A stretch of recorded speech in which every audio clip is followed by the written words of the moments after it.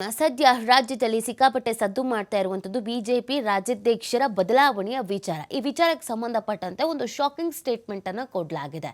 So ಆ shocking statement ಏನು? BJP ರಾಜ್ಯಾಧ್ಯಕ್ಷ ಆಯ್ಕೆಗೆ ಚುನಾವಣೆಯನ್ನ ನಡೆಸಲಾಗತ್ತೆ ಅಂತ ಸಚಿವ ಜೋಶಿ ಅವರು ಹೇಳಿದ್ದಾರೆ. ಪ್ರಹ್ಲಾದ್ ಜೋಶಿ ಕೇಂದ್ರ ಸಚಿವರು ಈ ಸ್ಟೇಟ್ಮೆಂಟ್ ಅನ್ನು ಕೊಟ್ಟಿದ್ದಾರೆ.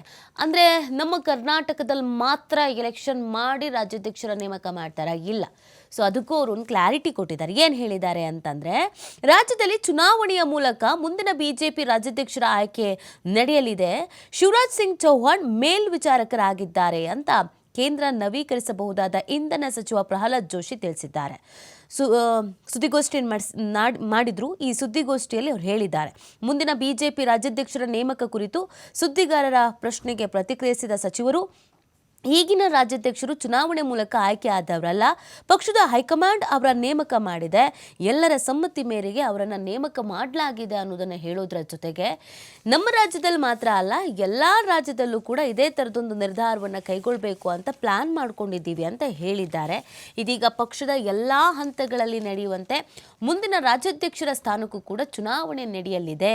ಬಿಜೆಪಿ ಸದಸ್ಯತ್ವ ಅಭಿಯಾನ ಮುಗಿದ ಬಳಿಕ ಎಲ್ಲ ಹಂತಗಳಲ್ಲೂ ಕೂಡ ಪಕ್ಷದ ಪದಾಧಿಕಾರಿಗಳ ಚುನಾವಣೆ ನಡೆಯುತ್ತೆ. ಈಗಾಗಲೇ ಬೂತ್ ಅಧ್ಯಕ್ಷರ ಆಯ್ಕೆ ನಡೆದಿದೆ. ಮಂಡಲ ಅಧ್ಯಕ್ಷರ ಚುನಾವಣೆ ಪ್ರಕ್ರಿಯೆ ಆರಂಭವಾಗಿದೆ.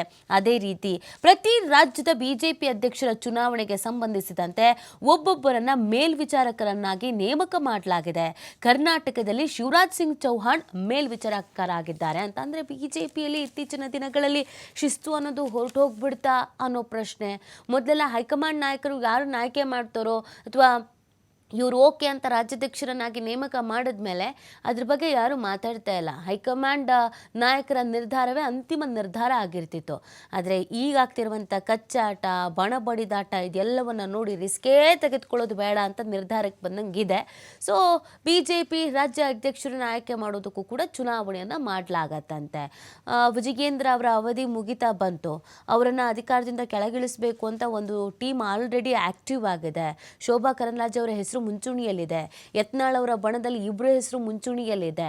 ಸೊ ಯಾರನ್ನೇ ಆಯ್ಕೆ ಮಾಡಬೇಕು ಅಂತಂದ್ರು ಎಲೆಕ್ಷನ್ಗೆ ನಿಂತ್ಕೋಬೇಕು. ಎಲೆಕ್ಷನ್ಗೆ ನಿಂತು ಅವ್ರಿಗೆ ಓಟ್ ಬಂತು ಅಂದರೆ ಅವರ ರಾಜ್ಯಾಧ್ಯಕ್ಷರು. ಈ ಥರದೊಂದು ಹೊಸ ಬದಲಾವಣೆ ಬಿಜೆಪಿಯಲ್ಲಿ ಹೊಸ ರೀತಿಯಾದಂಥ ಪ್ರಯತ್ನಗಳನ್ನು ಮಾಡಲಾಗ್ತಾ ಇದೆ. ಇದಕ್ಕೆ ಸಂಬಂಧಪಟ್ಟಂತೆಯೇ ಪ್ರಹ್ಲಾದ್ ಜೋಶಿ ಅವರು ಈ ಸ್ಟೇಟ್ಮೆಂಟ್ ಕೊಟ್ಟಿರುವಂಥದ್ದು. ಸಹಜವಾಗಿಯೇ ಪರ ಮತ್ತು ವಿರೋಧ ಎರಡೂ ರೀತಿಯಾದಂಥ ಚರ್ಚೆಗಳು ನಡೀತಾ ಇದೆ. ಸೊ ಇದ್ರದ್ದು ಅವಶ್ಯಕತೆ ಇತ್ತ, ಬಿಜೆಪಿಗೆ ಈ ಥರದೊಂದು ಅನಿವಾರ್ಯತೆ ಬಂತ, ಚುನಾವಣೆ ಮಾಡಿ ರಾಜ್ಯಾಧ್ಯಕ್ಷರನ್ನು ನೇಮಕ ಮಾಡುವಂಥ ಅನಿವಾರ್ಯತೆ ಬಂತ, ಈ ಥರದ್ದೆಲ್ಲ ಪ್ರಶ್ನೆಗಳಿದೆ. ಕೆಲವರು ಕರೆಕ್ಟ್, ಯಾರ್ಯಾರೋ ಲಾಭಿ ಮಾಡಿ ಹೈಕಮಾಂಡ್ ಬಾಗಿಲು ಕದವನ್ನು ತಟ್ಟಿ ಒಂದಷ್ಟು ರೀತಿಯಾಗಿ ಬೇಡ್ಕೊಂಡು ಇದೆಲ್ಲ ಮಾಡೋ ಬದಲು, ರಾಜಕೀಯ ಆಗೋ ಬದಲು ಚುನಾವಣೆ ನಡೆಯೋದು ಬೆಟರು ಅಂತ ಹೇಳ್ತಿದ್ದಾರೆ. ನೋಡಬೇಕು, ಬದಲಾವಣೆ ಅಂತೂ ಖಂಡಿತವಾಗಿ ಆಗತ್ತೆ ಅನ್ನೋದು ಗೊತ್ತಾಗ್ತಾ ಇದೆ.